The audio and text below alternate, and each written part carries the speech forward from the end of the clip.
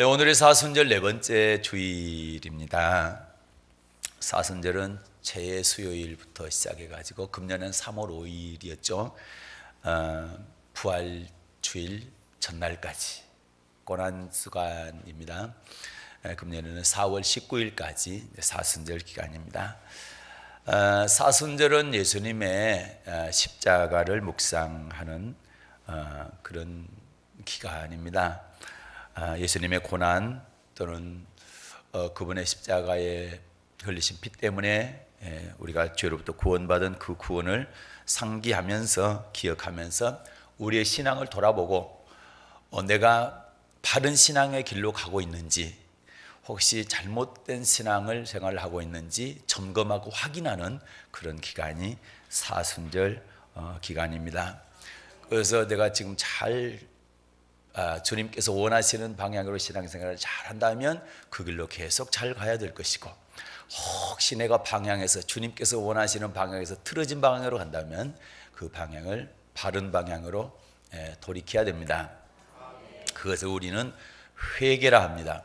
그 사순절 고난 주간 또 이런 때에는 항상 회개가 따르게 되는 것이죠. 그런데 갈수록 회개를 하는 성도들이 이렇게 적고 그걸 강조하는 목사님들이 줄어드는 것 같아요. 회개하라고 하면은 또 싫어하는 분들도 있고, 그런데 성경은 우리가 철저하게 죄에 대해서는 회개해야 된다, 잘못된 방향에서는 돌이켜야 된다라고 말씀을 하고 있습니다. 사순절 기간 동안에 중점적으로 우리가 점검해야 될 것이 내 신앙을 점검하는 겁니다.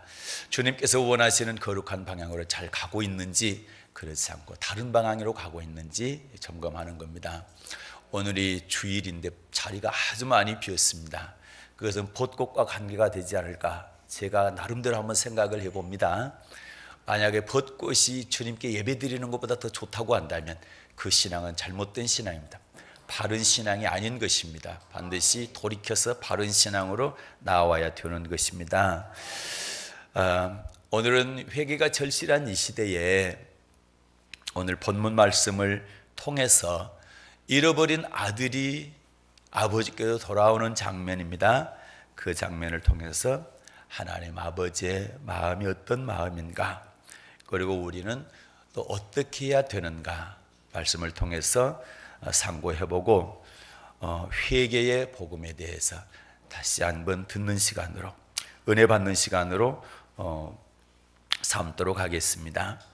결론부터 말한다고 한다면 아버지를 떠난 아들이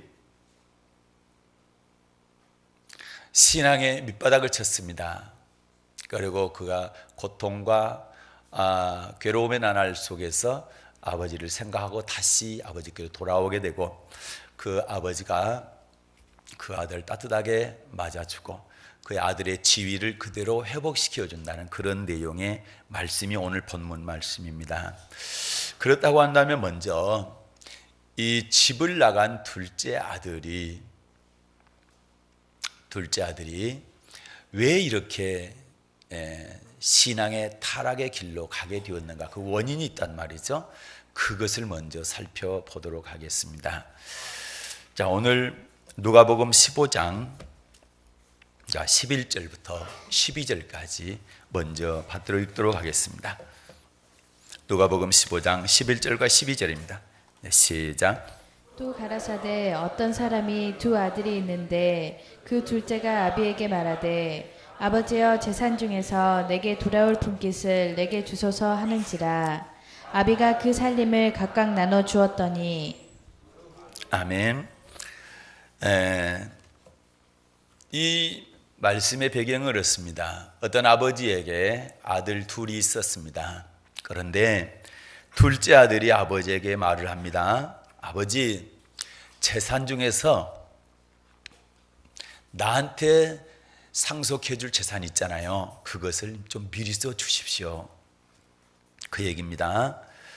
그런데 아버지가 이 둘째 아들의 말을 듣고 미리서 살림을, 재산을 둘째 아들에게 주었습니다. 그 내용입니다. 그런데 12절 말씀 보게 되면 이 말씀이 있죠. 둘째가 아비에게 말하되 아버지여 재산 중에서 내게 돌아올 분깃을 내게 주소서. 이 내게 주소서, 이게 이 아들의 불행의 씨앗입니다. 우리가 하나님을 섬기는 자녀로서 어떤 신앙의 삶을 살아야 되느냐 할 때, 하나님께 영광 돌리는 삶을 산다, 하나님의 이름을 높이기 위해서 산다, 또는 하나님을 섬기기 위한 것이 하나님께서 우리를 구원해 주신 목적이고 또 창조의 목적이다, 이렇게 수없이 들었습니다. 그것이 맞는 말씀입니다. 그 얘기는 무슨 얘기냐? 아버지, 제가 아버지를 위해서 무엇을 드릴까요? 이게 맞습니다. 제가 아버지를 위해서 무엇을 할까요? 바울이 예수님을 만났을 때 제일 먼저 한 말이 주여 무엇을 하오리까 했습니다. 제가 주님을 위해서 무엇을 해야 되겠습니까? 라고 물었습니다. 이것이 우리에게 맞는 질문이고 또한 그 맞는 말씀인 거죠. 이 마음을 가져야 되는 겁니다. 하나님을 섬기는 자로서. 그리고 하나님께 받는 것은 내가 하나님을 잘 섬겼을 때에, 말씀에 순종했을 때 마땅히 우리에게 복을 주시는 것입니다. 그런데 신앙의 목적이 복 받기 위한 것이 돼서는 안 된다는 것이. 다시 말해서 아버지 내게 주십시오가 아니고 내가 아버지께 드리고 아버지를 섬겼을 때 그분께서 나중에 덤으로 복을 주시는 것이죠. 이게 신앙의 올바른 순서인 것입니다. 그런데 이 아들이 아버지 내게 주십시오 그랬어요. 다시 말해서 아버지의 모든 것은 아버지 것입니다. 우리가 잘 아는 것처럼 은도 내 것이요 금도 내 것이다, 하나님 그렇게 말씀하셨죠. 우주 만물 하나님께서 창조하셨고 하나님이 주인이십니다. 그런데 주인이신 하나님에게 하나님 제거 주십시오, 그리고 제가 주인하겠습니다, 이렇게 한 것이 이게 신앙의 타락을 가져오고 신앙의 잘못된 신앙으로 가는 것이란 얘기입니다. 다시 읽겠습니다. 누가복음 15장 12절을 보겠습니다. 네, 시작. 그 둘째가 아비에게 말하되 아버지여 재산 중에서 내게 돌아올 분깃을 내게 주소서 하는지라. 아비가 그 살림을 각각 나눠 주었더니. 아멘. 네. 아버지 내게 돌아올 분깃을 내게 주소서. 그런데 여러분 생각해 보시면 하나님은 하나님을 잘 섬기는 자녀들에게 안 주시기를 원하거나 주기 싫어하시는 분은 아니시라는 얘기죠. 없어서 못 주시는 분이 아니죠. 얼마든지 주실 수 있는 분입니다. 그러나 문제는 내가 내 것을 주장해서는 안 된다는 거예요. 아버지 것을 내 것으로 주장해서는 안 된다는 것이고 내가 주인이 되어서는 안 된다는 얘기입니다. 그래서 우리는 하나님 제가 무엇을 하나님께 드릴까요? 하나님 무엇을 위해서 제가 일을 할까요? 제가 무엇을 하오리까? 바울처럼 이러한 질문이 먼저 돼야 될 줄로 믿습니다. 그런데 이 시대의 많은 성도들이 아버지께 무엇을 드리는 것보다는 아버지께 얻는 것을 바라는 사람들이 더 많은 것 같습니다. 무엇을 드릴까? 이 고민보다는 내가 하나님께 무엇을 얻을까? 이 고민을 더 많이 하지 않겠는가? 우리 기도 제목을 가만히 뜯어보게 되면 내가 무엇을 위해서 기도하는가를 보면 알 수 있습니다. 하나님 이것도 주십시오, 저것도 주십시오, 저것도 주십시오. 물론 구하지 말라는 건 아닙니다. 그렇지만 먼저 구해야 될 것이 그의 나라와 그의 의라는 것이죠. 그분이 영화롭게 되고 그분이 영광 받기 위한 것이라면, 그분의 이름이 높아지는 것이라고 한다면 그것이 먼저 구해야 되는 것이고 그것이 먼저 우선이 돼야 된다는 얘기입니다. 그렇게 할 때 구하지 아니한 것, 우리가 먹고 마시고 입는 것은 하나님께서 덤으로 주시겠다, 더하여 주시겠다, 이렇게 말씀을 하고 있는 것이죠. 그래서 이 둘째 아들의 단추를 잘못 끼운 것, 신앙의 잘못된 길로 가게 되는 이 핵심적인 문제가 뭐였느냐? 아버지의 자세이고 아버지가 권리를 갖고 있는데 아버지 제게 주십시오 하는 겁니다. 내가 주인하겠습니다. 내가 이 재산권을 행사하겠습니다. 이렇게 하게 될 때에 이 아들의 믿음은 타락의 길로 가게 되는 것입니다. 이 둘째 아들은 그렇게 생각했을 것입니다. 아버지 밑에 있으니까 아버지가 잔소리를 많이 해. 일찍 자고 일찍 일어나라. 아침 일찍 일어나서 일해라. 또 밥 먹기 싫은데 밥 많이 먹어야 건강하다. 콩은 골라내고 싶은데 콩도 먹어야 건강하다. 이런 말을 하고 머리를 좀 길게 기르고 싶은데 좀 짧게 잘라라 단정하게. 뭐 이런 소리들이 듣기 싫다는 얘기죠. 간섭받기 싫은 거예요. 어렸을 때는 모르고 그냥 그러려니 했는데 조금 머리가 커지니까 그게 이제 간섭받기 싫어지고 나도 좀 자유하고 싶다. 이런 생각을 했을 것 같아요. 다시 말해서 아버지한테서 벗어나고 싶은 마음이 있었다라는 것이죠. 이제는 나도 클 만큼 컸고 이제 자립할 나이도 됐으니까 아버지한테 간섭 안 받고 아버지 안 보이는 곳에 좀 떨어져 살았으면 좋겠다. 그것도 아버지가 못 찾아오도록 바다 건너 먼 나라로 갔으면 좋겠다. 이런 마음을 하게 된 거죠. 성경에는 없습니다. 그런데 그랬을 것 같아. 그리고 계획을 세우죠. 그냥 아무 생각 없이 먼 나라 가서 될 일이 아니고 뭔가 가서 내가 멋지게 살아야 되겠다. 인생이란 바로 이런 거야. 이렇게 구상을 하고 인터넷도 뒤져보고 책도 사서 보고 그리고 사업 구상도 하고 이렇게 해서 사업하면 잘 될 것 같다. 뭐 이런 계획을 세우고 그리고 떠나게 되는 겁니다. 드디어 떠났습니다. 비행기 타고 갔는지 기차를 타고 갔는지 배를 타고 갔는지는 모르겠습니다. 그러나 하여튼 성경에는 먼 나라로 갔다고 기록이 되어 있습니다. 그는 먼 나라에 가면 틀림없이 자기가 꿈꾸는 멋있는 그런 세계가 펼쳐질 것이다. 그렇게 생각을 하고 그런 기대와 소망 가운데 아버지 집을 떠났습니다. 이제는 맨날 그 밥에 그 반찬, 그 국, 이제 그거 안 먹어도 될게. 날마다 외식하면서 친구들과 더불어 양주 파티를 하면서 멋있게 살아야지. 그렇게 해서 떠났죠.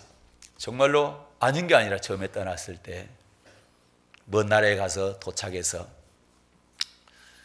그림 위에 그림 같은 집을 짓고 푸른 초장 위에 양들이 또 소들이 풀을 뜯는 모습을 보면서 야 정말 멋있다 행복하다.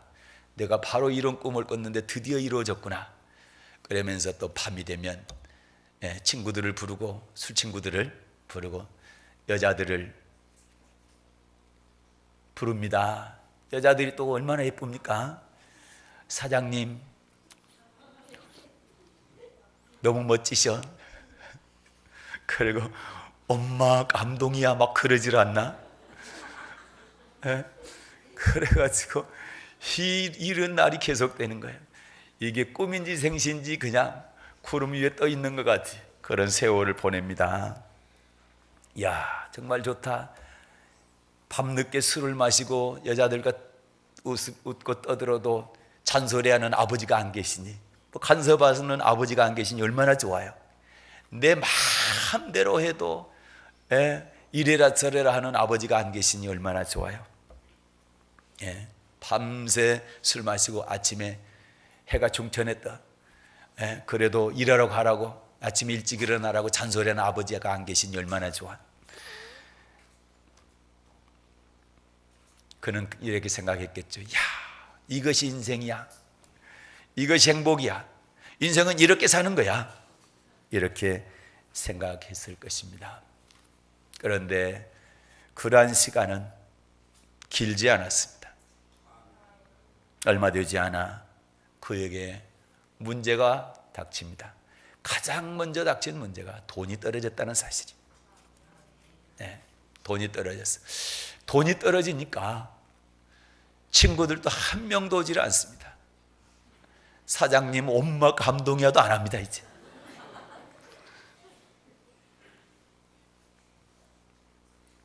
누구 한 사람 찾아오는 사람 없고 위로해 주는 사람 없습니다. 격려해 주는 사람 없습니다. 여태까지 즐겁게 행복할 것 같았던 그 세월이 짧은 순간에 지나가고 이제는 남은 것은 혼자 남게 되고 고독한 삶으로 그리고 외로운 삶이 되어지게 됩니다. 그런데다가 또 어떤 문제가 생깁니까? 흉년이 들어가지고 일할 곳이 없는 거예요.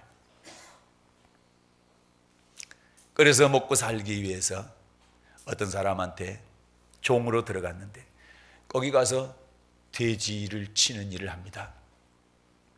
그리고 잠자는 곳이 돼지 축사에서 자는 거예요. 잘 곳도 없지.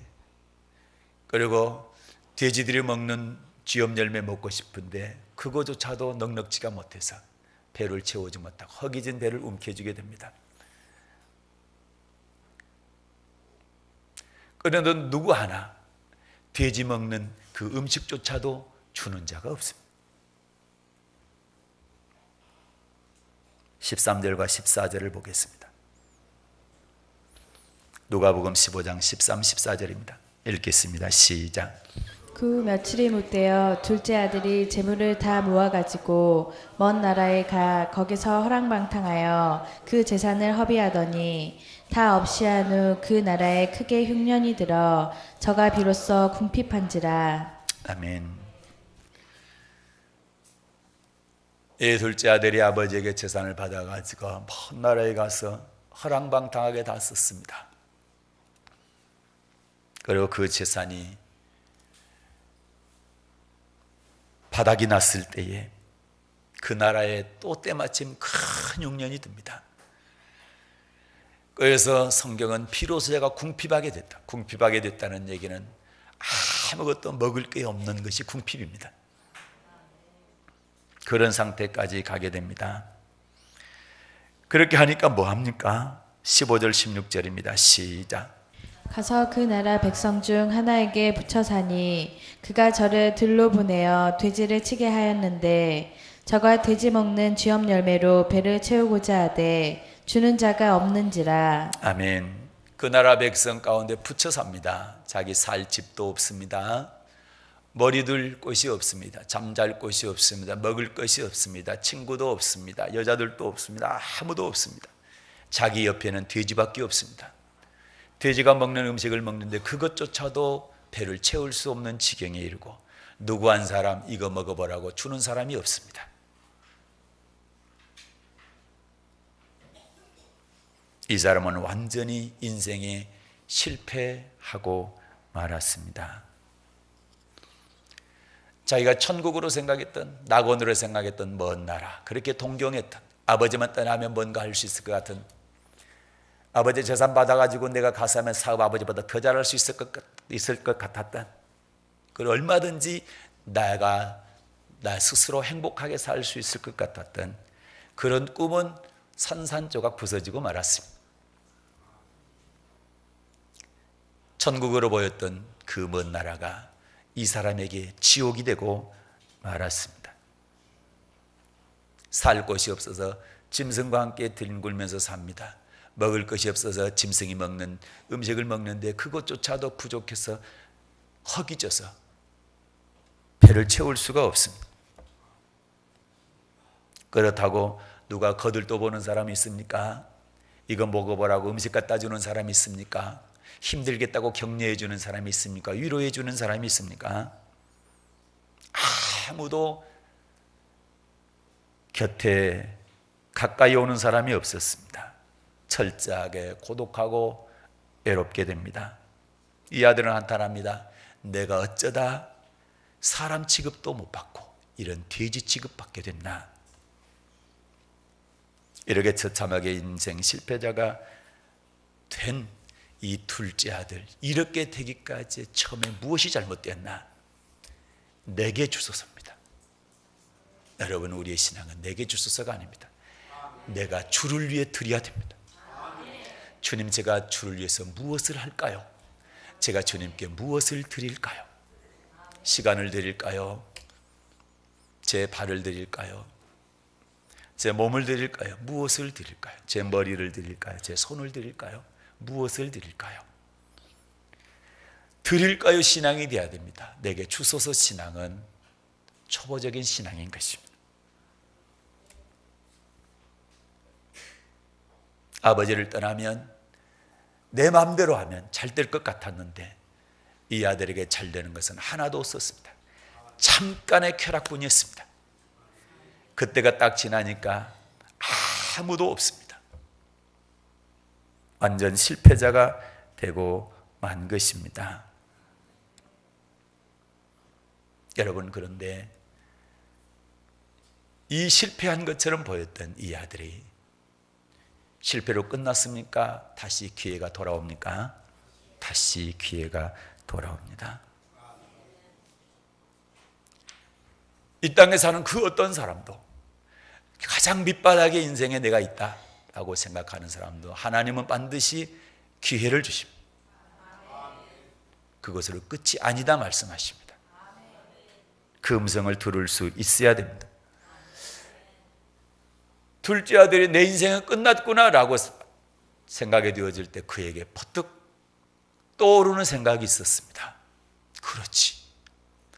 나는 여기서 허기진 배를 채울 수 없지만 우리 아버지 집에는 품꾼들조차도 배부르게 먹지 않았냐.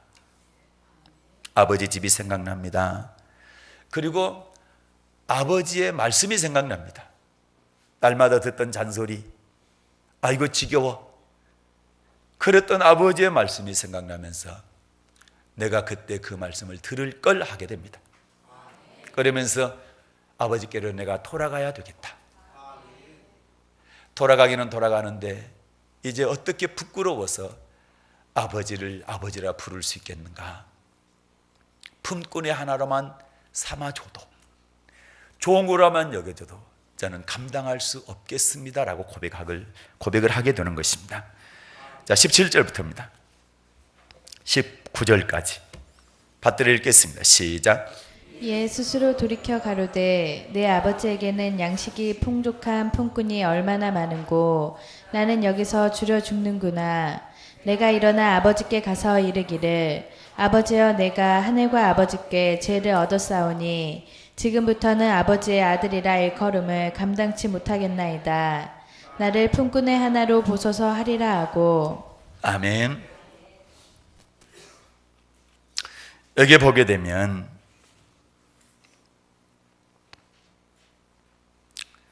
중요한 말씀이 있습니다. 17절 보면 이에 스스로 돌이켜 가로되, 그러면서 고백하는 것은 내 아버지에게는 양식이 풍족한 품꾼이 얼마나 많은고. 아버지 집에 보면 품꾼들이 많은데 그 많은 품꾼들이 배부르게 먹고 있다라는 거죠. 양식이 풍족하다는 얘기입니다. 그러면서 자세히 보시면 이 아들에게 어떤 사람이 당신 아버지 집으로 돌아가시오 이렇게 말하는 사람이 있습니까? 없습니다. 그렇죠? 여기 보니까 스스로 돌이켰다 이렇게 말씀하고 있습니다. 누군가가 돌이켜라, 지금 우리 언어로 말하면 회개하라 이렇게 말하는 사람은 없었습니다. 누군가가 아버지께로 돌아가라, 네 아버지 집에는 풍족하지 않냐 이렇게 말해주는 사람이 없었습니다. 하나님께서는 인간을 만드실 때요, 전도서 3장에 나와 있는 말씀입니다. 영원을 사모하는 마음을 입력시켜 놨습니다. 우리 주보에 지금 창조에 대한 이야기들을 많이 연재하고 있죠. 주보에 칼럼란에 보면 그렇습니다. 이런 곤충들, 이런 미물들도 자기들은 그렇게 해야 되겠다, 자기 곤충의 어미나 누구한테 배운 게 아니에요. 그런데 태어나서부터 집 지을 줄 알고, 태어나서부터 어떻게 먹이 사냥을 해야 될 것을 다 알고 있어요. 그건 왜 그렇습니까? 그 곤충을 만드신 창조자가 그 입력을 시켜놨기 때문에. 그래서 아무것도 배우지 않았는데도 불구하고 어떤 생명이든지 집 지을 줄 알고, 먹을 줄 알고, 새끼 날 줄 알고, 그리고 기를 줄 알아요. 신기하고 놀랍습니다. 그것은 바로 창조주 하나님께서 그렇게 하셨기 때문에. 우리 인간에도 마찬가지예요. 다른 짐승과 인간이 다른 게 하나 있어요. 그것은 바로 우리 인간에게는 영혼을 주셨다는 사실이고, 그리고 우리의 영혼은 영원을 사모할 수 있도록 하나님께서 우리에게 그러한 마음을 처음부터 주셨습니다.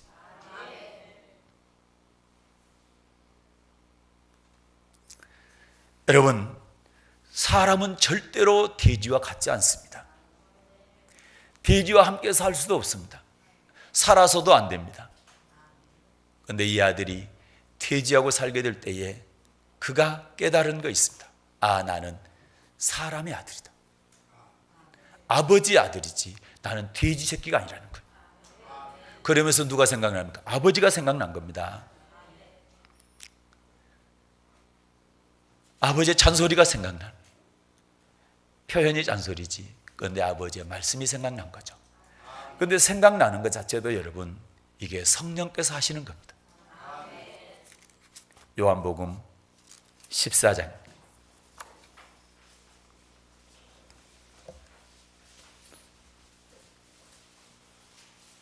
요한복음 14장 26절을 읽겠습니다.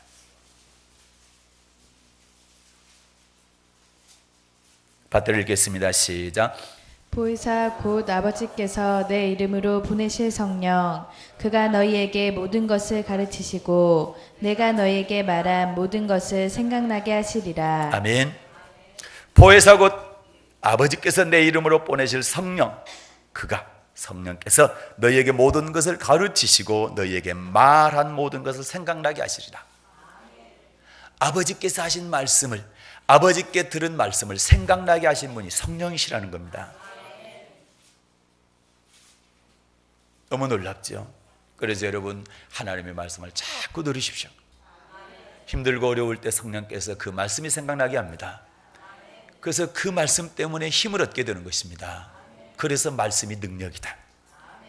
할렐루야. 너무 감사한 것. 듣고 잊어버렸던 것 같아. 아니, 아버지 저 말씀은 아니야, 나하고는 안 맞는 말씀이야.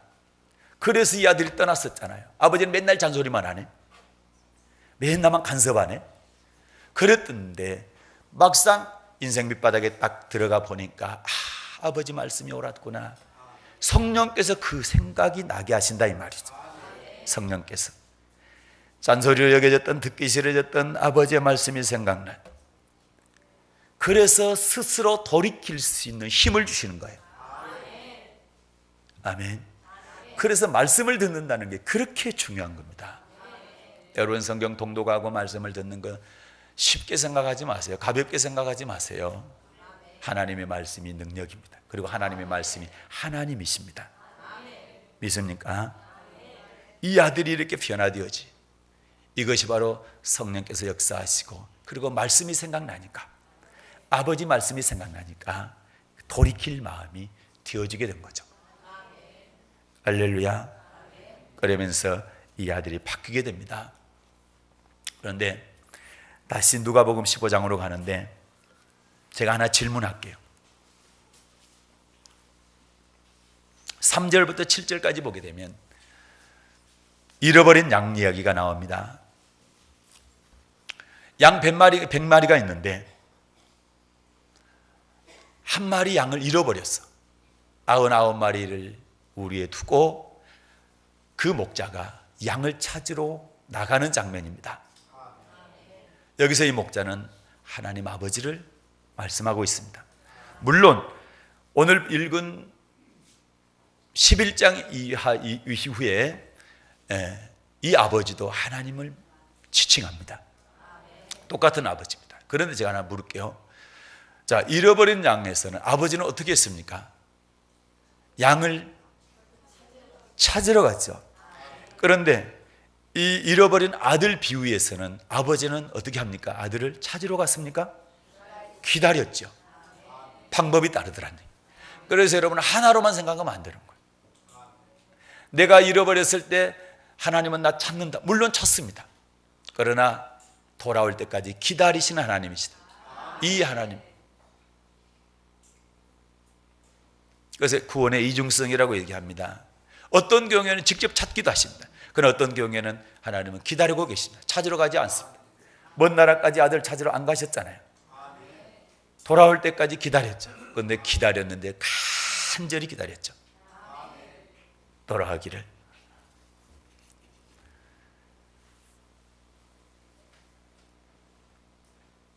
19절을 보게 되면 이런 말씀이죠. 지금부터는 아버지 아들이라 할 걸음을 감당치 못하겠나이다. 나를 품꾼의 하나로 보소서. 그러면 비교해 보십시오. 아까 아버지에게서 떠날 때는 뭐라고 합니까? 내게 주실 분깃을 내게 주소서 그랬죠. 내게 주소서 그랬습니다. 그런데 이제 어떻게 합니까? 돌이키고 나니까 바뀝니다. 어떻게 바뀝니까? 품꾼의 하나로 보소서. 이 얘기는 무슨 얘기입니까? 저는 아들 될 자격이 없습니다. 아들 되는 것을 하나님 아버지가 나를 아들이라고 여겨주는 것을 감당하지 못합니다. 종으로만 여겨주셔도 저는 감지덕지. 그 은혜가 너무 큽니다. 이 얘기입니다. 종으로만 여겨줘도 그 은혜가 너무 크다는 거예요. 받겠습니까? 안 받겠습니까? 처음에 나갈 때는 당연히 제게 주십시오. 제 거 있잖아요. 당연히 받으려고 했습니다. 그리고 받았습니다. 그리고 나갔습니다. 그러나 그가 완전 실패하고 아버지를 떠났고 아버지 계신 집을 떠났을 때 인생이 완전 실패가 왔다는 사실을 깨닫고 이제 돌이켜 아버지께로 돌아오려고 하게 될 때 그의 마음은 변합니다. 나는 아들도 안 돼. 품꾼만 돼도 나는 너무 감사해. 품꾼으로 받아주기만 해도 나는 너무 감사해.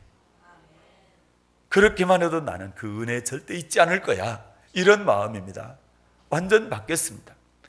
내가 주인하겠다는 그 마음에서 아니야, 나는 종이 될 거야. 종으로 되는 것만, 내 아버지가 내 주인 되시는 것만, 내가 그 종만 되는 것만 해도 난 감당할 수가 없어. 그 은혜가 너무 커. 완전히 바뀌게 됩니다. 주인의 자리가 바뀝니다. 원래 이 아들의 주인은 아버지였습니다. 그러나 그가 내게 주십시오 하고 떠날 때는 자기가 주인 되겠다는 거였습니다. 그러나 돌이킬 때는 아닙니다. 아버지가 다시 주인 되십시오. 저는 품꾼으로 여겨만 줘도 감사할 뿐입니다. 그것조차도 감당 못할 은혜입니다 라고 고백하게 되면 바뀐다는 얘기입니다.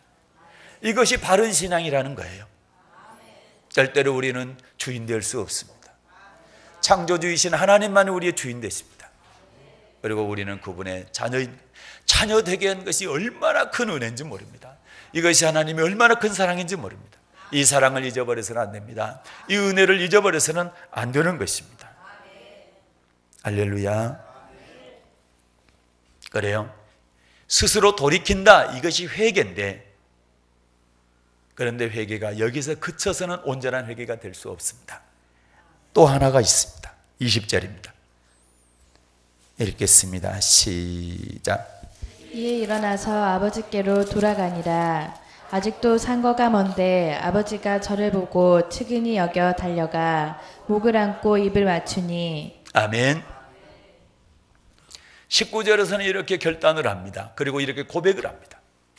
아버지, 이제는 아들이라고 말씀하시는 것을 감당치 못합니다. 품꾼으로, 종으로만 여겨주십시오. 이렇게 아버지께 간절히 매달리겠다, 부탁하겠다, 이런 고백을 하는데 그걸로 끝난 게 아니고요. 그 다음에 20절에 보니까 이에 일어나서 아버지께로 돌아가니라. 일어나는 것이 중요합니다. 일어서는 것이 중요합니다. 그리고 아버지께로 직접 걸어가야 됩니다. 이게 중요합니다. 이게 회개의 안성입니다. 스스로 돌이키기만 해서는 안 돼. 하나님, 제가 잘못했어요. 고백만 해서는 안 돼요. 어떻게 해야 됩니까? 일어나서 방향을 바꿔야 됩니다. 방향 전환해서 아버지께로 가야 됩니다. 먼 데로 떠났다가 아버지께로 돌아와야 됩니다. 이것이 온전한 회개인 것입니다. 할렐루야. 그래서 일어나서 가야 된다는 말이 중요해요. 행동이 중요하다. 이게 회개에 합당한 열매인 것이. 생각만 바뀌어서는 안 됩니다. 고백만 해서는 안 됩니다. 물론 먼저 해야 됩니다. 돌이켜야 됩니다. 고백해야 됩니다. 잘못을 시인해야 됩니다. 그러나 어떻게 해야 돼요? 그 다음 순서가 일어나서 아버지께로 돌아가야 되는 것입니다. 이것이 진정한 회개가 되는 것입니다. 그래서 우리도 마찬가지. 내가 죄 가운데 있다고 한다면 죄의 자리에서 일어나야 된다. 잘못된 것을 분명히 알았다고 한다면 그 죄의 자리에서 일어나서 그 죄의 자리에서 떠나야 된다는 얘기입니다. 그 죄의 자리에 머물러 있어서는 안 된다는 거예요. 죄의 자리에서 박차고 일어나서 그리고 돌이켜서 아버지 말씀으로 돌아가야 된다. 할렐루야. 에스겔서 18장을 보겠습니다. 에스겔 18장입니다.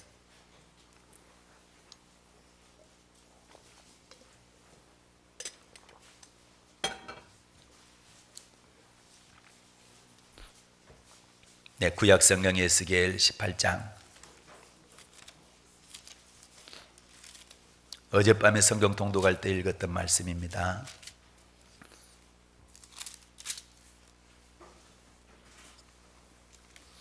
(23절을) 먼저 읽겠습니다. 시작. 나 주 여호와가 말하노라. 내가 어찌 악인의 죽는 것을 조금인들 기뻐하랴. 그가 돌이켜 그 길에서 떠나서 사는 것을 어찌 기뻐하지 아니하겠느냐. 아멘. 하나님께서는 어떠한 악인이라 할지라도 절대 죽는 거 원치 않으신다. 아무리 흉악한 악인이라 할지라도 죄인이라 할지라도 하나님께서는 다 살기를 원하신다. 이것이 하나님의 사랑의 마음입니다. 그런데 여기서 회개의 방법, 그가 돌이켜 그 길에서 떠나 산다. 돌이키는 것이 먼저요. 그 다음에 어떻게 합니까? 그 길에서 떠나는 것이 두 번째다. 그렇게 하면서 산다는 거죠. 그것을 주님께서 기뻐하신다 이 말씀입니다.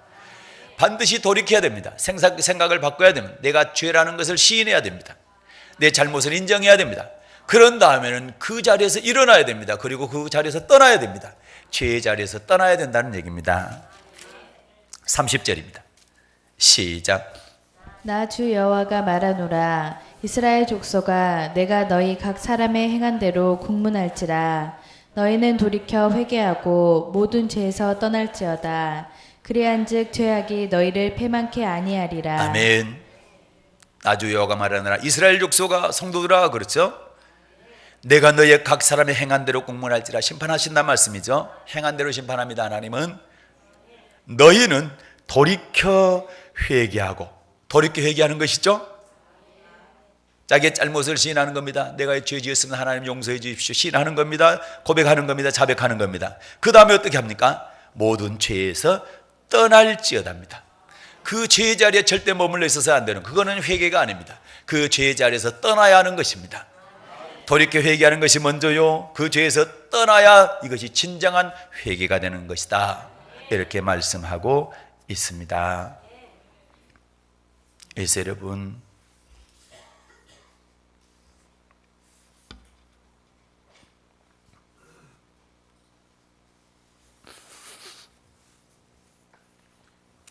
하나님은 우리의 죄를 생각나게 하시죠.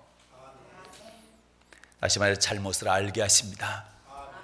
그때 우리는 반응해야 됩니다. 설마, 절대로 이런 마음 가져서는 안 됩니다. 딱 한 번뿐인데 절대 이런 마음을 가져서는 안 됩니다. 그런 마음을 주실 때 즉시 무릎 꿇어야 됩니다. 돌이키십시오. 회개하십시오. 잘못을 인정하시고 시인하시고 용서를 구하십시오. 거기서 끝나면 안 됩니다. 일어나야 됩니다. 죄의 자리에서 일어나야 됩니다. 그리고 그 죄에서 떠나야 됩니다. 그리고 아버지의 말씀으로 돌아와야 됩니다. 이것이 진정한 회개인 것입니다. 하나님은 우리에게 오늘 그 말씀을 하고 계십니다.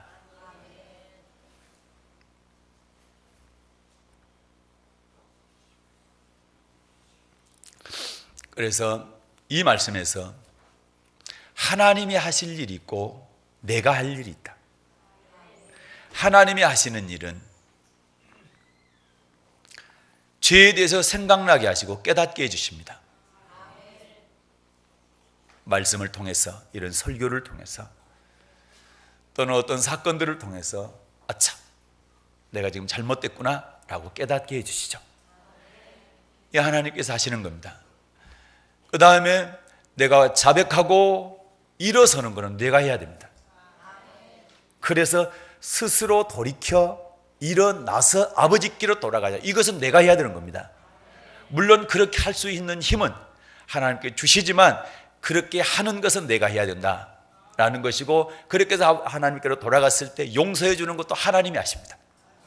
그래서 하나님이 하실 일과 내가 할 일이 있다라는 사실을 기억하시고 전체 다 하나님께로만 미루지 마십시오. 내가 할 일은 내가 해야 됩니다. 스스로 돌이키는 것, 그리고 일어나서 아버지께로 돌아가는 건 내가 합니다. 물론 할 수 있는 힘을 하나님께 주십니다. 그러나 내가 해야 될 일을 하나님께 절대 미루지 마십시오. 이것은 핑계가 되는 것입니다. 그리고 자기의 죄를 정당화시키는 것, 합리화시키는 아주 잘못된 것입니다. 그래서 내가 해야 될 것은 반드시 내가 해야 되는 것이고, 하나님께서 하실 일, 그 다음에 기다리는 것입니다. 믿습니까? 네. 그렇게 했을 때에, 돌아갔을 때에 아버지가 어떻게 합니까? 20절 보니까 아버지가 저를 보고 측은히 여겨 달려가 목을 안고 입을 맞추니, 여기 보게 되면 상거가 먼데라는 얘기, 거리가 멀다는 얘기입니다. 상거, 서로 거리가 먼데 멀리서 아들이 돌아오는데 아버지가 벌써 알아보고 달려나가죠. 그리고 목을 안고 입을 맞춥니다. 누가복음 15장 20절 말씀이 그렇습니다. 그러면서 21절 말씀은 내가 하늘과 아버지께 죄를 얻었사오니, 고백하는 거죠. 제가 아버지께 죄를 지었습니다.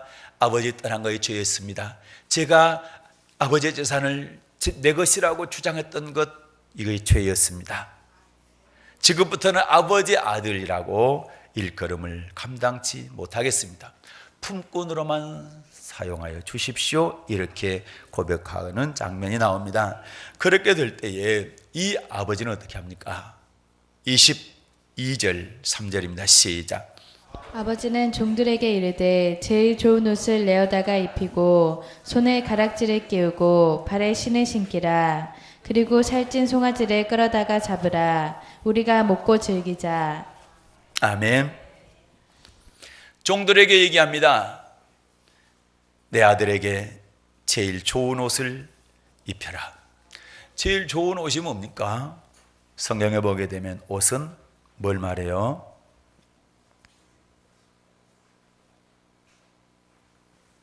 권위를 말합니다. 요셉이 총리가 됐을 때 제일 먼저 옷을 입히죠. 모르드게에게도 왕이 그러죠. 좋은 옷을 입힙니다. 권위를 말합니다. 그 다음에 뭡니까? 손에 가락지를 끼웠죠. 이거는 인장반지죠. 예. 이 권세입니다. 이것도 반지를 지금으로 뭐라면 뭡니까? 직인입니까? 이걸 찍으면 효력이 발생되어죠. 그 다음에 또 뭡니까? 신을 신기죠. 신을 신긴다는 얘기는 신을 벗은 것이, 이때 당시에 고대 근동의 풍습이 종들은 신을 신지 못했습니다. 주인들이 신을 신고, 주인들이 신을 신고 벗을 때 신발끈을 묶고 풀어주는 거예요. 종이 하는 일이었습니다. 종들은 신발을 벗었죠. 신발을 신겠다는 얘기는 너 내 종 아니다는 얘기입니다. 품꾼이 아니란 얘기죠. 이 아들은 품꾼만 여겨주십시오라고 했는데 넌 품꾼이 아니다. 너는 내 아들이라, 그 얘기죠. 그 다음에 뭡니까? 또 살찐 송아지를 잡았죠. 살찐 송아지를 잡는 것은 아주 귀한 손님을 대접할 때 이렇게 했죠. 아브라함도 그랬고, 귀한 손님을 대접할 때에 송아지를 잡았죠.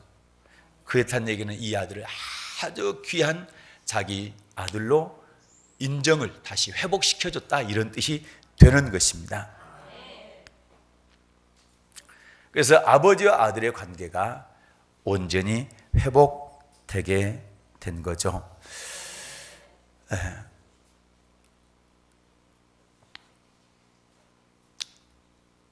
이분이 바로 여러분과 저의 하나님 아버지십니다. 우리도 얼마든지 둘째 아들처럼 실수하고 또 아버지를 순간적으로 떠날 때가 있습니다. 그러나 반드시 오늘은 이런 말씀들이, 설교를 통해서 또는 성경을 통해서 들었던 말씀들이 생각나게 될 것입니다.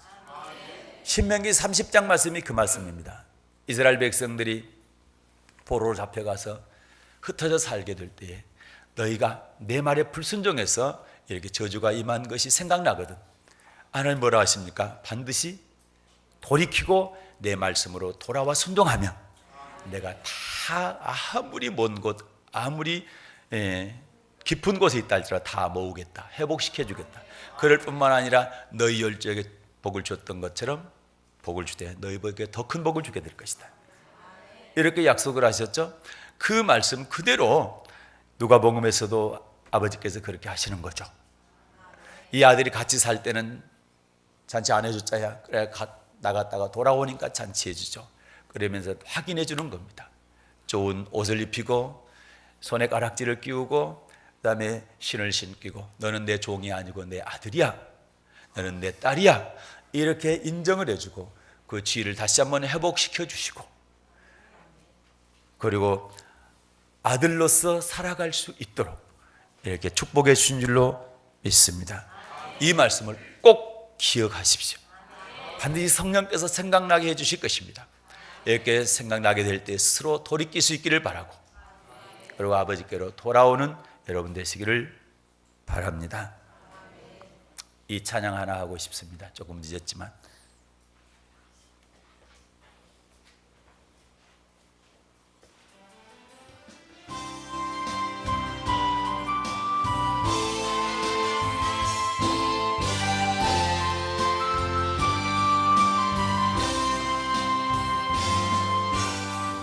힘들고 지쳐 낭망하고 넘어져 일어날 힘 전혀 없을 때에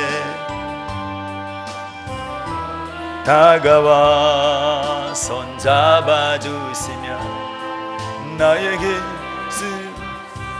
하시네.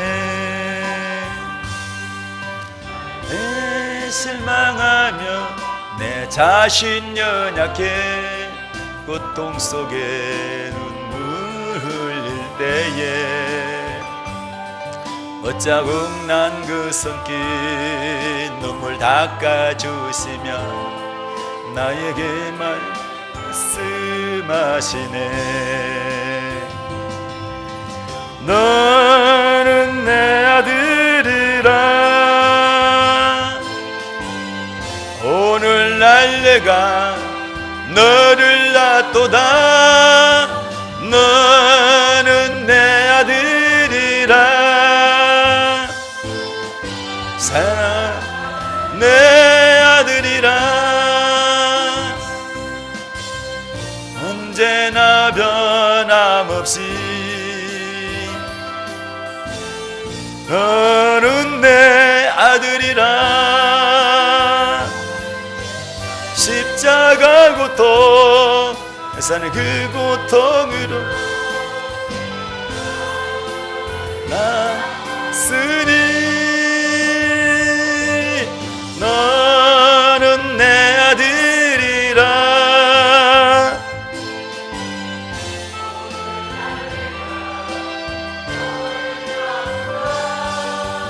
너는 내 아들이라.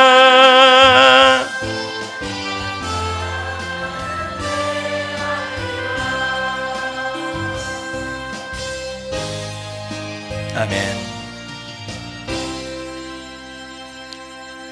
좋은 옷을 입히고 그리고 손에 가락지를 끼우고 신을 신기고 살찐 송아지를 잡아서 잔치한 아버지가 이렇게 사람들에게 말을 합니다. 이 내 아들은 죽었다가 살았고 잃었다가 찾았느니라. 그렇게 기뻐하시는 분이 우리 하나님 아버지십니다. 이 시간 꼭 나를 돌아보시고 회개하시기를 바랍니다. 그리고 아버지의 친정 아들로 다시 태어나는 그런 축복의 사람들 되시기를 주님의 이름으로 축복합니다.